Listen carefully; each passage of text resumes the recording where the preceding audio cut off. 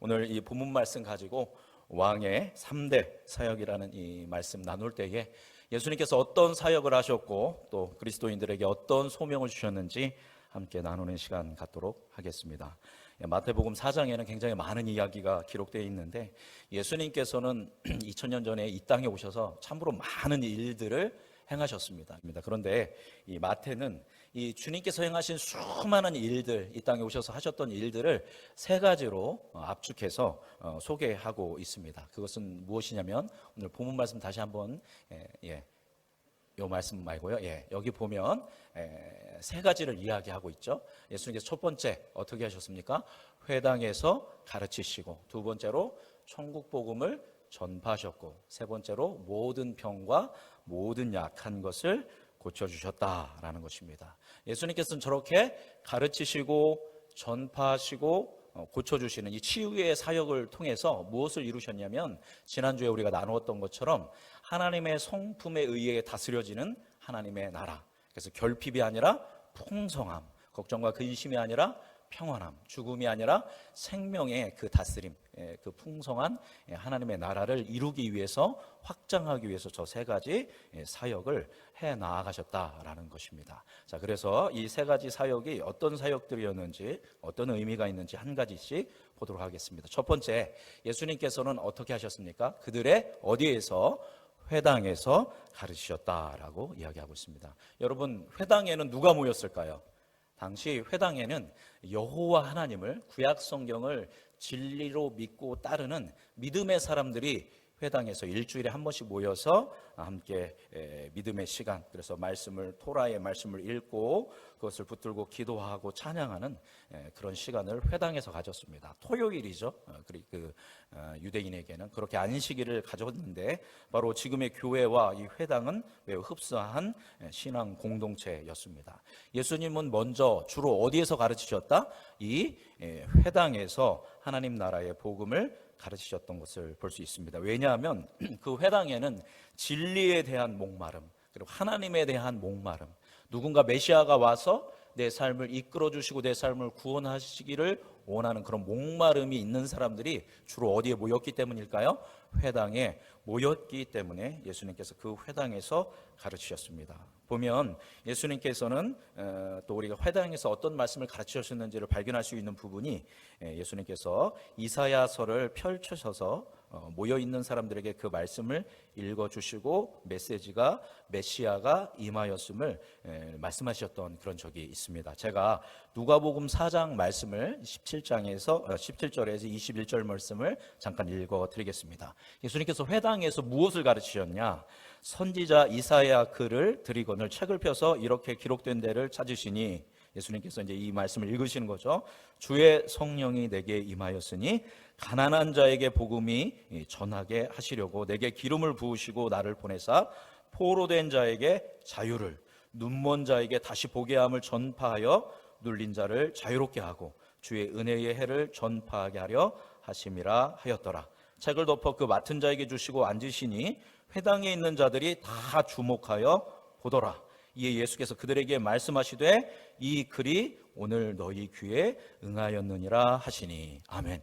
바로 회당에서 무엇을 가르치셨냐면, 이사야가 이런 메시아가 와서 가난한 자에게 복음이 전파되어지고 포로된 자에게 자유가 주어지고 눈먼 사람이 다시 보게 되고 눌린 자가 자유롭게 되는 그 주님의 은혜의 해가 선포될 것인데, 바로 메시아가 와서 그 일을 행할 것인데, 누가 그 일을 행하였다?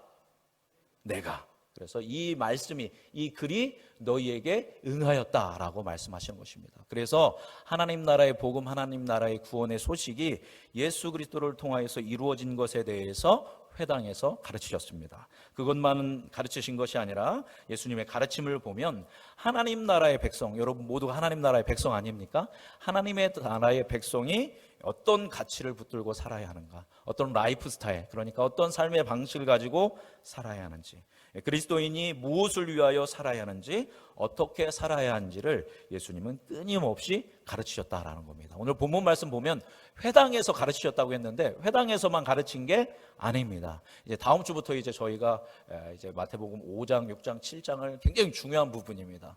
우리가 이 부분을 연속적으로 다룰 것인데, 이 마태복음 5장, 6장, 7장을 뭐라고 이야기하냐면 산상수훈이라고 합니다. 왜 산상수훈이라고 할까요? 어디 위에서? 산상에서, 산 위에서 수훈, 하나님 나라의 복음에 대해서 가르치셨기 때문에 산상수훈이라고 합니다. 예수님은 어디에서 가르치셨다? 산에서도 가르치셨습니다. 또 사람들이 많이 몰려들 때는 어떻게 했냐면 사람들을 해변가에 앉게 하시고, 예수님 뭐를 타셨을까요? 배를 타셨습니다. 그리고 배 위에서 해변에 있는 사람들에게 예수님의 그 하나님 나라의 복음을 가르치셨던 겁니다. 굉장히 아름답지 않습니까? 저희는 이렇게 굉장히 어떻게 보면 이렇게 일주일에 한 번에 모여서 이렇게 좀 약간 종교적인 느낌이 있죠. 근데 예수님은 아주 자연스럽게 사람들을 해변에서 배 위에 올라서, 이제 바람이 불기 때문에 예수님이 말씀하시면 그 말씀이 이제 해변에서 산 쪽으로 올라가기 때문에 해변에 그 말씀이 잘 들렸기 때문에 사람들이 예수님의 가르침을 또 해변에서 배웠고요. 또 예수님은 누가복음을 보면 이 산상수훈과 비슷한 설교를 누가복음은 평지에서 해서 평지설교라고도 합니다. 그래서 평지에서도 복음을 전하고 광야에서도 가르쳤고 성전에서도 가르치셨다라는 겁니다. 그러니까 예수님은 어디서든지 또 언제든지 시간이 나면 사람들을 뭐 하셨다라는 거예요? 하나님 나라의 복음에 대해서 가르치셨다라는 겁니다. 대상들도 때로는 세리를 가르치기도 했고, 때로는 가늠한 여인을 가르치기도 했고, 때로는 목마른 여인을 가르치기도 했고, 때로는 예수님을 향해서 예수님의 말씀을 간절히 소망하는 그런 사람들을 가르치기도 하셨고, 또 서기관과 바리새인들을 가르치기도 하셨습니다. 모든 대상도 상관없이 예수님은 그런 하나님의 나라의 복음을 가르치셨다라는 것입니다. 그런데 당시에 이 성경 교사였던 바리새파인들과 달리 예수님의 가르침은 뭐가 있었냐면 울림이 있었다라는 겁니다. 저도 항상 이 설교 준비를 하면서 기도하는 것은, 제가 선포하는 말씀이 제 능력이 없으니까 주님 성령으로 임하셔서 제발 울림이 있게 해달라고 그렇게 기도하거든요.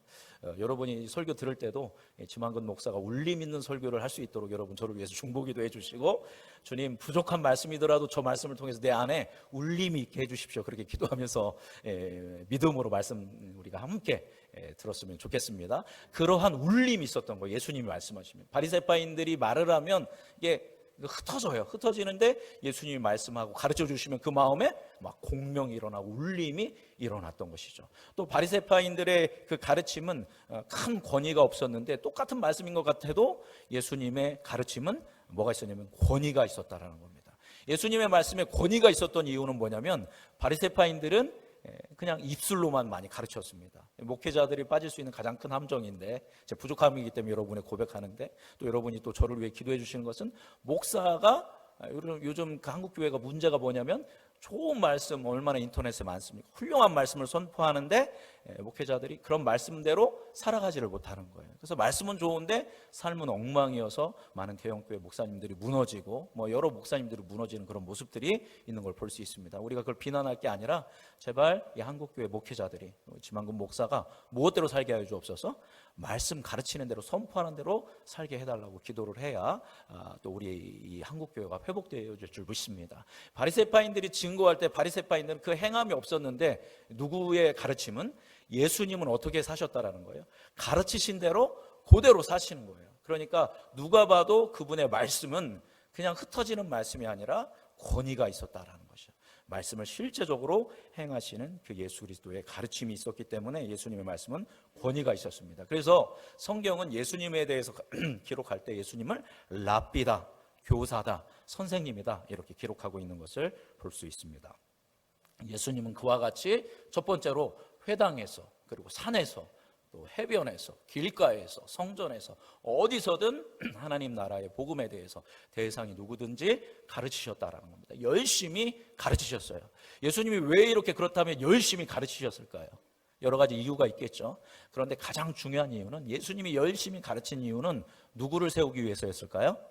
제자를 세우기 위해서 열심히 가르치셨다라는 거예요. 그래서 그 제자를 세워놓으면 그 제자가 또 누구를 또 가르칠까요?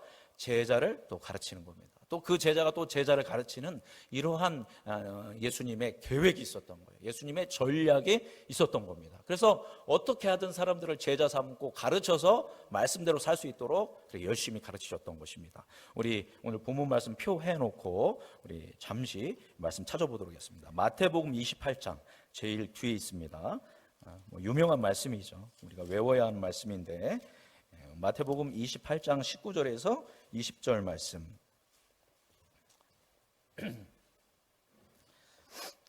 28장 19절에서 20절 말씀, 주님의 말씀 함께 읽도록 하겠습니다. 시작. 그러므로 너희는 가서 모든 민족을 제자로 삼아 아버지와 아들과 성령의 이름으로 세례를 베풀고 내가 너희에게 분부한 모든 것을 가르쳐 지키게 하라. 볼지어다 내가 세상 끝날까지 너희와 항상 함께 있으리라 하시니라. 아멘. 할렐루야. 이 말씀이 음성중앙교회 예배드리는 여러분 모두 가운데 성취되어지는 말씀이 되길 간절히 소망합니다. 예수님이 승천하시면서 제자들에게 동시에 우리에게 해주신 말씀인데, 너희는 모든 민족에게 복음을 전하라 라고 얘기하신 게 아니라 뭐라고 했어요? 모든 민족을 뭐로 삼으래요? 제자로 삼으라는 겁니다. 제자 삼는다는 건 뭐인 거예요? 가르치라라는 겁니다. 단순하게 전파하는 행위에서 끝나는 것이 아니라 제자 삼으라는 것은 내가 만나고 내가 경험한 예수 그리스도를 누군가에게 가르쳐서 그 사람이 누구의 제자가 되도록, 예수 그리스도의 제자가 되도록 제자 삼으라. 그리고 또 뒤에 보면 20절 보면 내가 너희에게 분부한 모든 것을 어떻게 하래요? 가르치라는 거예요. 가르쳐서 어떻게 하게 하라? 지키게 하라. 이게 예수님이 우리에게 주신 마지막 명령인 겁니다. 그래서 우리는 제자 삼고 가르쳐서 지켜서 행하게 해야 한다는 거예요. 근데 우리가 이거 할 수 있습니까? 없습니까? 우리의 힘으로 할 수가 없죠. 그래서 20절 마지막 보니까 볼지어다 내가 세상 끝날까지 어떻게 하겠다? 너희와 항상 함께 하겠다. 항상 함께 함으로 인해서 여러분을 통해서 제자 삼는 일을 할 수 있도록 하겠다라는 것입니다. 이것이 누구의 전략이었다? 예수님의 전략이에요. 그래서 예수님은 열심히 제자 삼기 위해서 가르치고 또 가르치고 또 가르치는 사역을 하셨다라는 것입니다. 그래서 예수님의 이 가르침의 사역의 결과로 몇 명의 제자가 나옵니까? 핵심 제자인 몇 명의 제자? 12명의 제자가 나옵니다. 또 12명보다 더 많은 인원의 제자가 나오는 부분이 있어요. 그 제자들을 전도여행 파송시키죠. 몇 명의 제자를 파송합니까? 70명의 제자가 예수님한테 있었어요. 또 이것에서 끝나는 게 아닙니다. 예수님이 부활하셨을 때 예수님의 제자들을 만나러 가세요. 제자들을 만나서 뭐를 하냐면 하나님 나라의 복음에 대해서 너희들이 다시 가르쳐야 한다. 나를 통해서 살아계신 하나님이 증거되어지고 경험되어지고 하나님 나라가 이루어진다는 것을, 이 하나님의 나라의 복음을 너희가 증언해야 한다는 것을 제자들에게 다시 부활하셔서 나타나셔서 얘기하시거든요. 몇 명의 제자들에게 나타나셨을까요? 500명의 제자들에게 나타나십니다. 고린도전서 15장 6절에 보면 그 말씀이 나옵니다. 그러니까 성경에 기록되어 있는 제자는, 예수님이 그렇게 열심히 가르쳐서 훈련시킨 제자는 몇 명인 거예요? 12제자, 또 70명의 제자, 또 500명의 제자들이 있었다라는 겁니다. 여러분, 예수님이 3년 반 동안, 짧게는 3년 반, 어떤 사람은 1년이 되기도 하고 몇 개월 되기도 했을 텐데, 열심히 예수님께서 그 제자들을 가르치셨어요. 예수님은 어떤 교사냐면 권위 있는 가르침, 울림 있는 가르침을 하시는 훌륭한 교사였습니다. 뭐가 임하셨을 때, 부활하신 예수님을 그들이 인격적으로 만났을 때, 그리고 특별히 뭐를 받게 됐을 때, 성령의 충만을 받게 됐을 때 그들이 뭐 하기 시작하냐면 깨닫기 시작합니다. 깨어나기 시작하는 거예요. 그죠? 그래서 예수님이 가르쳤던 말씀이 이런 의미였구나. 예수님이 이런 분이었구나. 예수님과 함께 누렸던 평화의 삶이 하나님의 나라였구나. 이들이 이걸 뭐 하기 시작하는 거예요? 깨닫기 시작했다는 겁니다. 하나님이 함께 하셨을 때 그들의 지식적인, 그리고 논리적인, 이성적으로 그들이 쌓아놨던 것이 이제 영적으로 풀어지는 세계가 있던 것입니다. 그래서 그들이 예수님처럼 이제 뭐 하기 시작하는 거예요? 흩어져서 제자 삼기 시작하는 것입니다. 그래서 베드로로부터 바울까지 수많은 제자들이 전 세계에 흩어져서 제자 삼는 일들을 열심히 했습니다. 그렇게 해서 형성된 것이 무엇입니까? 초대교회인 겁니다. 그래서 초대교회는 무슨 공동체였냐면 예수님의 말씀을 따라서 그대로 살기 위해서 힘쓰고 애쓰는 제자 공동체였다라는 것입니다. 그 모든 것이 뭐의 결과였냐면 예수님의 가르침의 결과였다라는 것입니다. 두 번째로 예수님은 어떤 사역을 하셨냐면 천국 복음을 뭐 하셨다?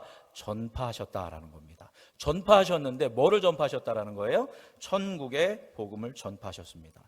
여러분, 가르치는 거하고 전파하는 거하고 비슷한 것 같지 않습니까? 가르치는 거나 전파하는 거와 비슷한 것 같지만 큰 차이는 뭐냐면, 가르치는 것은 대상은 누구인 거예요? 뭔가 영적인 갈급함이 있는 거, 어떻게 보면 여러분 같은 분들입니다. 예배드리고 하나님을 찾고 내 삶에 공급함이 필요하고 내 삶이 궁핍하여 치유가 필요하고 회복이 필요해서 하나님을 찾는 사람들을 예수님 뭐 하시는 거예요? 가르치시는 겁니다. 그래서 그들이 일어설 수 있도록 하나님을 믿고 신뢰하고 하나님 나라 안에서 살 수 있도록 가르치는 것인데, 전파의 대상은 뭐냐면 그렇게 하나님을 찾고 구하고 간구하는 사람들이 아니라 그냥 모든 사람들을 향해서 전파하는 겁니다. 특별히 들을 준비가 되어 있지 않은 사람들을 향해서도 흔들어 깨우는 겁니다. 회개하라, 하나님 나라가 가까웠다. 나를 통해서, 예수님을 통해서 하나님 나라가 이루어졌다. 그런데 이 예수님의 통치 하나님의 나라 안에 거하기 위해서는 뭐 해야 한다? 회개해야 한다. 삶의 중심이 나에게서 하나님으로 바뀌어야 한다. 예수님이 뭐 하신 거예요? 목청이 터지라 외친 겁니다. 제가 상상했을 때 예수님은 막 12제자와 돌아다니면서 회개하라, 천국이 가까이 왔다 하면서 크게 외치셨을 겁니다. 삶 속에서 주의 뜻대로 살아가지 않는 이들이 회개하라. 뭐가 이르렀다? 하나님 나라가 왔다. 살아계신 하나님이 다스리기 시작했는데 이 안에 거하면 너희 안에 평안이 있고 기쁨이 있고 복됨이 있고 구원이 있다. 그런데 이걸 누리려면 어떻게 해야 한다? 회개해야 한다라고 하면서 예수님이 이 듣지 않는 사람들, 이 마음이 강팍한 사람들을 뭐 하시는 거예요? 흔드는 겁니다. 깨우는 겁니다. 제발 회개해서 이 땅에 임한 하나님 나라의 평안과 기쁨을 누려라 라고 하면서 돌아다니면서 뭐 하셨다라는 겁니까? 전파하셨다라는 거예요. 예수님은 사람들이 수요 예배 때도 나누었던 말씀인데 오기를 기다리지 않으셨어요. 예수님 훌륭한 말씀 가지고 계셨잖아요. 그죠? 훌륭한 기적의 역사도 이루셨잖아요. 그러면 여기 이제부터 집회 있으니까 가버나움 회당으로 모이십시오 이렇게 광고하지 않으셨어요. 예수님은 어떻게 했냐면 계속 돌아다녔어요. 갈릴리 지역에 200개의 마을이 있었다고 합니다. 200개의 마을을 계속 샅샅이 뒤지면서 하나님 나라의 복음을 전파하려면 약 몇 년이 걸릴까요? 한 1년 정도 걸리겠죠. 이 동네 가서 또 이 동네 가서 하면서 그렇게 갈릴리 전 지역을 두루다니면서 찾아가신 거예요. 제자들도 직접 찾아가서 부르셨어요. 내가 너를 사랑 남는 어부게 되겠다. 내가 나를 따르라 하면서 세관원으로 찾아가서 제자를 부르시고 어부를 부르시고 그렇게 하면서 제자들을 부르시면서 찾아다니셨다라는 것입니다. 그렇게 천국의 복음을 예수님은 열심히 증거하셨습니다. 왜냐하면 아까 우리 권사님도 기도하실 때 기도하셨지만 로마서 10장 13절에서 14절을 보면 누구든지 주의 이름을 부르는 자는 뭐를 받게 될 것이다? 구원을 받게 될 것입니다. 예수님의 이름을 부르고 예수님을 의지하며 살아가는 사람은 궁극적으로 구원을 받게 된다는 것입니다. 그런즉 그들이 믿지 아니하는 이를 어찌 부르리요? 듣지도 못한 이를 어찌 믿으리요? 예수님이란 이름을 부르려면 예수님이 누군지 뭐 해야 돼요? 들어봤어야, 어떤 분인지 알아야 내가 예수님의 이름을 부르고 구원을 받을 수 있지 않겠습니까? 그런데 들을 길이 없는 거예요. 그러니까 어떻게 하라는 것입니까? 전파하는 자가 없이 어찌 들으리요? 보내심을 받지 아니하였으면 어찌 전파리요? 기록된 바 아름답도다. 좋은 소식을 전하는 자들의 발이여 함과 같으니라. 전파하는 자가 없으면 들을 수가 없으니까 너희들이 가서 뭐 하라는 거예요? 전파하라. 사도 바울이 이야기하는 거죠. 그랬을 때에 그들이 듣고 예수의 이름을 부르고 구원을 받을 수 있다라고 이야기한 것입니다. 그러니까 회개하라, 천국이 가까이 왔다, 예수님이 방방곳곳을 돌아다니면서 그렇게 선포하지 않으면 사람들이 하나님의 나라가 도래하는 것을, 예수님이 임한 것을 알 수 있습니까? 없습니까? 알 수 없는 거죠. 예수님이 전파하지 않으셨다면 하나님 나라가 임한 것도 알 수 없고 예수님을 통해서 구원을 받을 수 있는 것도 사람들이 알 수 없었던 것입니다. 그래서 예수님은 그 3년 반 동안 200개의 지역, 거기만이 아니라 또 고라사라든가 또 북쪽 시리아 지역이라든가 또 남쪽의 유대 땅이라든가 예루살렘이라든가 그 모든 곳을 돌아다니면서 열심히 하나님의 나라가 임하였음을 전파하였다라는 것입니다. 예수님이 부활하시고 승천하신 후에 누구도 똑같이 했을까요? 제자들도 돌아다니면서 전파하였다라는 겁니다. 하나님의 나라가 임하였으니까 회개하고 세례를 받고 예수를 믿고 구원을 누려라 라고 하면서 성령을 받으라 하면서 제자들이 예수 그리스도를 전파하였다라는 것입니다. 전하는 사람이 없이는 절대로 뭐 할 수 없다? 들을 수 없다라는 것입니다. 세 번째로 예수님이 무엇을 하셨습니까? 백성 중에 모든 병과 모든 약한 것을 어떻게 하셨다? 고쳐주셨다라는 것입니다. 세 번째로 예수님의 하신 사역은 치유의 사역입니다. 우리가 예수님의 치유의 사역을 좀 소극적으로 볼 수 있어요. 치유 사역하면 뭐만 생각하냐면 몸에 병이 걸린 것, 그렇죠? 그 병을 치유하는 것만 생각하는데 예수님의 치유는 그런 육체의 병만을 치유하는 치유가 아니었다라는 거예요. 전인적인 치유였습니다.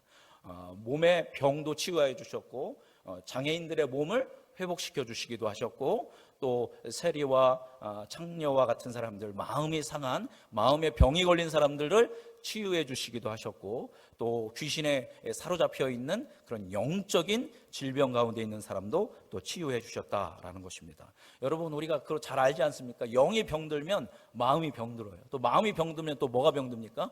육신이 병드는 일이 있다라는 거예요. 또 반대로 우리의 믿음이 견고하게 세워지지 않으면 어떤 일이 일어나냐면, 육신이 병들면 뭐가 병들어요? 마음이 병들고, 마음이 병들면 또 뭐가 병들어요? 영이 병드는 일들도 있다라는 것입니다. 이 모든 것은 다 어떻게 됐다라는 거예요? 연관되어 있다는 거예요. 우리의 마음과 우리의 영과 우리의 육신은 다 하나로서 연결되어 있기 때문에 철저한 우리 안에 온전한 치유가 일어나려면 이 모든 것을 다루어야 하는데, 예수님께서는 육체의 질병도 다루셨고, 마음의 고통도 다루셨고, 정신적인 영역도 다루시고, 영적인 영역을 다루시면서 이 많은 사람들이 치유될 수 있도록 그렇게 치유의 사역을 일으키셨다라는 겁니다. 그렇게 한 사람 한 사람이 치유되어질 때 뭐가 치유되어지냐면 가정이 치유되어지는 겁니다. 가정이 치유되어질 때 또 뭐가 치유되어지냐면 공동체, 교회 공동체가 치유되어지고, 또 교회 공동체가 치유되어지면 이제 뭐가 치유되어지는 거예요? 나라와 민족이 치유되어지는 겁니다. 그렇게 치유되어지는 것이 곧 뭐의 나라가 되는 겁니까? 하나님의 나라, 예수님이 이루셨던 그 하나님의 통치의 영역들이 이루어졌다라는 것입니다. 오늘 본문 말씀 보면, 그래서 예수님이 중풍병자, 문둥병자, 간질병자, 또 귀신 들린 자, 그 모든 사람들을 치유하셔서 보니까 오늘 여기 앞에 말씀을 보면 모든 뭐와 병과 모든 뭐를 고치셨다? 약한 것을 고치셨다라는 것입니다. 그래서 궁극적으로 예수님이 치유하시는 것은 어디까지 가는 거냐면 사회 치유의 영역까지 가는 겁니다. 그러니까 저희 치유의 영역이 확대되어져서 결국은 이 나라와 이 세상이 치유되어지도록 예수님께서 그 치유의 사역을 하셨다라는 것입니다. 당시 이렇게 연약함과 고통을 가지고 있는 사람들은 죄인 취급을 당했고, 사회에서 격리당했고, 성전에서 제사를 드리지 못했습니다. 그래서 사회적으로, 종교적으로, 정서적으로 고립 가운데에서 어두운 가운데 신음했는데, 예수님께서는 그렇게 신음하고 있는 사람을 한 사람 한 사람 찾아가셔서 터치하시고 여러 가지 방법으로 그들을 고쳐주셨습니다. 그래서 당시 저렇게 육체적으로 병들고, 정서적으로 병들고, 영적으로 병든 사람들, 사회적으로 병든 영역에 있는 사람들은 정말 자기들이 하나님의 자녀인가 믿을 수가 없었어요. 자기들은 저주받은 사람이라고 생각했고, 자기들은 버림받은 사람이라고 생각했는데, 예수님이 오셔서 이들의 마음을 치료하시고, 영을 치료하시고, 육신을 치료하셨을 때 이들은 우리는 하나님의 자녀였구나, 예수님을 통해서 이루는 공동체 속에서 이게 하나님의 나라이구나 라는 것들을 경험하게 됐어요. 그러니까 이 생명력이 있는 일들이 자꾸 일어나니까 뭐가 퍼지게 되는 겁니까?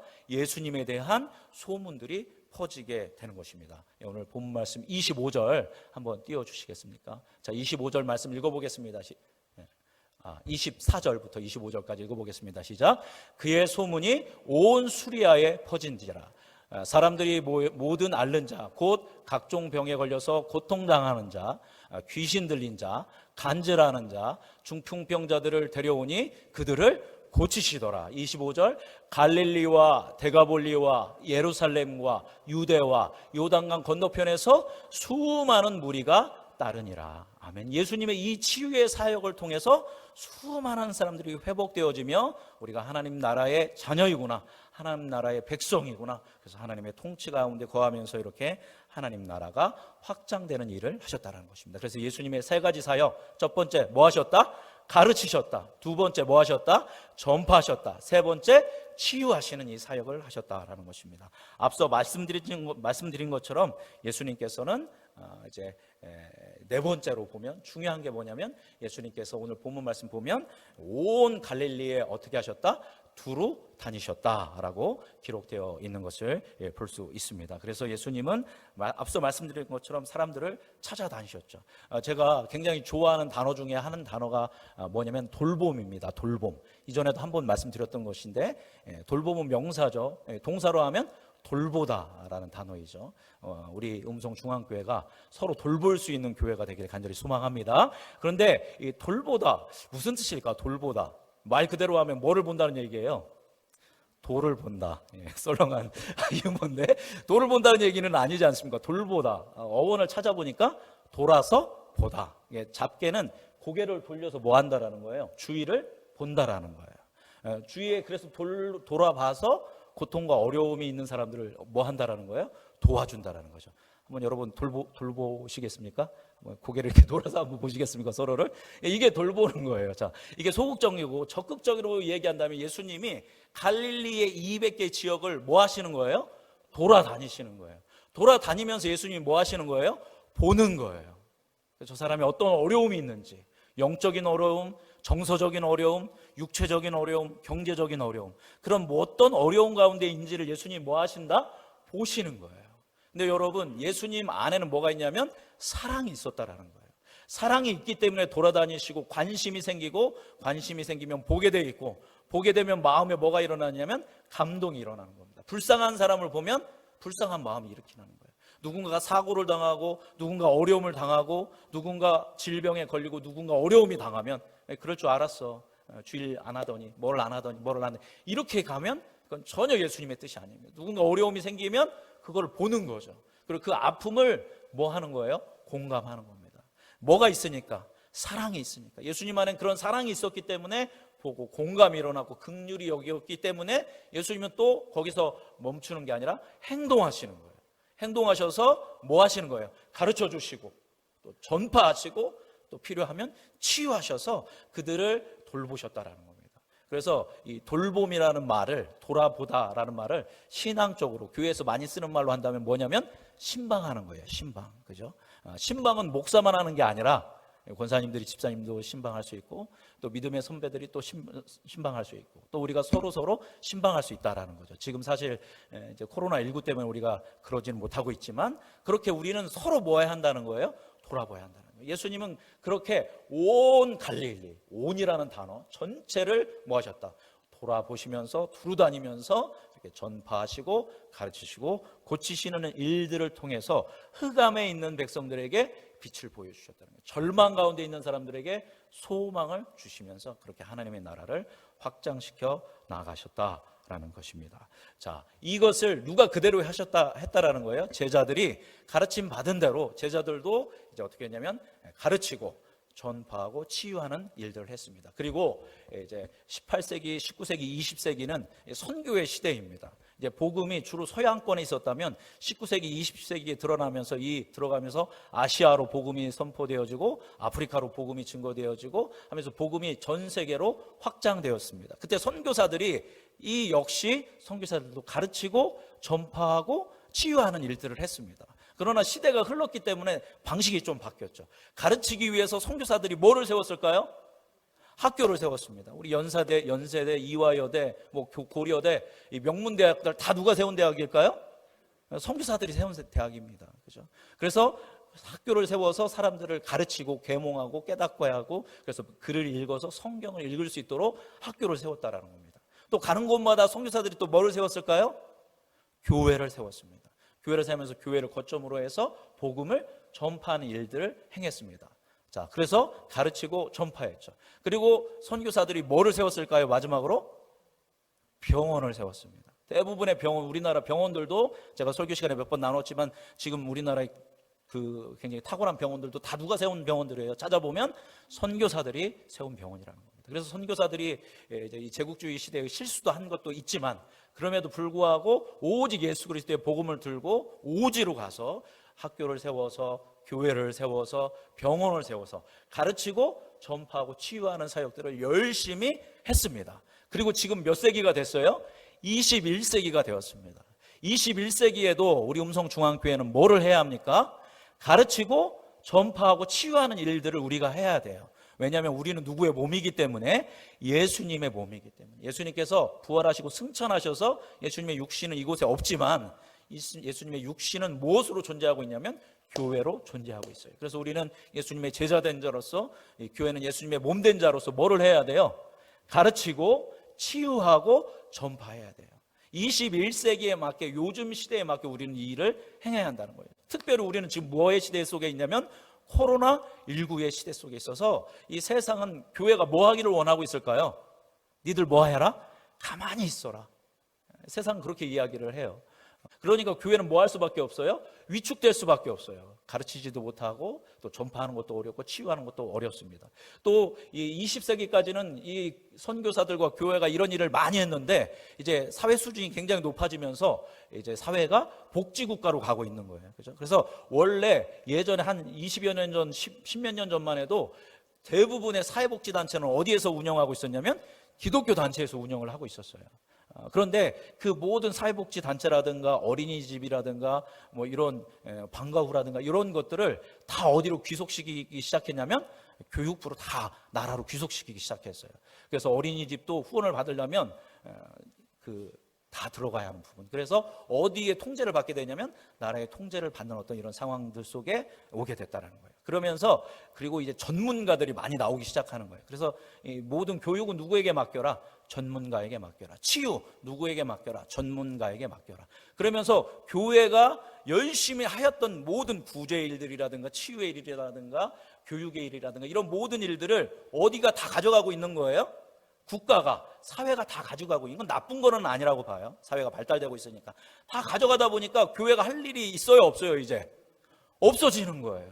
다 나라에서 알아서 다 하니까 교회가 할 일이 없으니까 이제 교회는 어떤 모임이 되는 거냐면 우리들의 리그가 되는 거예요. 그냥 모여서 예수 믿는 사람들끼리 모여서 교제하고 일주일에 한 번 예배하고 그럼 끝나는 거예요. 흩어지고. 이렇게 사는 것으로 교회가 축소화되고 있고 모든 것들이 세상으로 가고 있다 보니까 교회에서 우리 전파하자, 가르치자, 선교하자 하면 이런 부분들에 우리가 소극적으로 갈 수밖에 없는 모습이 지금의 모습입니다. 특히 코로나19의 상황이기 때문이죠. 따라서 지금 이렇게 예배 드리고 있는 여러분들은 제가 봤을 때는 다 믿음이 있으시고 기도하시는 분들이기 때문에 우리는 교회를 위해서 기도해야 합니다. 그리고 자기 자신을 위해서 기도해야 합니다. 뭐를 기도해야 하냐면 주님, 우리로 하여금 뭐하게 하여 주옵소서? 가르치게 하여 주시고 우리로 하여금 전파하게 하여 주시고 우리로 하여금 치유할 수 있도록 인도하여 주옵소서. 21세기에 들어섰고 코로나19의 상황 가운데에서 이제 이 다가오는 2022년에 우리 음성중앙교회가 어떻게 이 주님의 뜻을 따라서 가르치고 전파하고 치유하는 교회가 되어야 하는지 말씀해 주시옵소서. 그렇게 기도하고 주시는 감동에 따라 행할 수 있는 우리가 되길 간절히 소망합니다. 여러분, 우리가 가르치고 전파하고 치유하려면 여러분의 시간과 여러분의 재정과 여러분의 어떤 것들을 쏟아 부어야 돼요.